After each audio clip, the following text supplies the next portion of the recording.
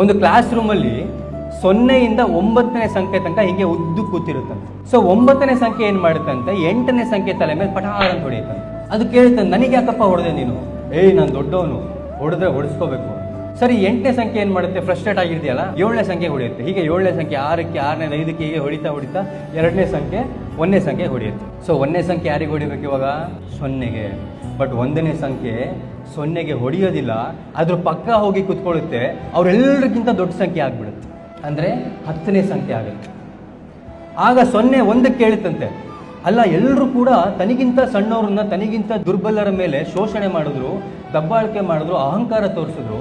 But ನೀನ್ ಯಾಕೆ ನನ್ನ ಪಕ್ಕ ಬಂದು ಕುತ್ಕೊಂಡು, ನಾನು ತುಂಬಾ ಸಣ್ಣವ್, ನಾನು 0, ನನ್ನನ್ನು ಎಲ್ರಿಗಿಂತ ದೊಡ್ಡ ಸಂಖ್ಯೆಯಾಗಿ ಮಾಡ್ಬಿಟ್ಟಲ್ಲ ಅಂತ ಕೇಳಿದಾಗ 1ನೇ ಸಂಖ್ಯೆ ಹೇಳುತ್ತಂತೆ, ನಾನೇ ದೊಡ್ಡವನು ಅಂತ ತನಗಿಂತ ಕೆಳಗಿರೋರ್ನ ತುಳಿಯೋನಲ್ಲ ದೊಡ್ಡವನು, ಇನ್ನೊಬ್ರ ಮೇಲೆ ಶೋಷಣೆ ಮಾಡೋನಲ್ಲ ದೊಡ್ಡವನು, ಅವ್ರನ್ನ ತುಳಿದ್ಬಿಟ್ಟು ಮೇಲೆ ತಾನು ಬೆಳೆಯೋನಲ್ಲ ದೊಡ್ಡವನು, ತನ್ನ ಜೊತೆ ಇರುವಂತಹ ಜನಗಳನ್ನು ಕೂಡ ಬೆಳೆಸಿ ತಾನೂ ಕೂಡ ಬೆಳೆಯೋನು ನಿಜವಾಗ್ಲೂ ಕೂಡ ದೊಡ್ಡ ಮನುಷ್ಯ ಅಂತ ಹೇಳ್ತಾರೆ.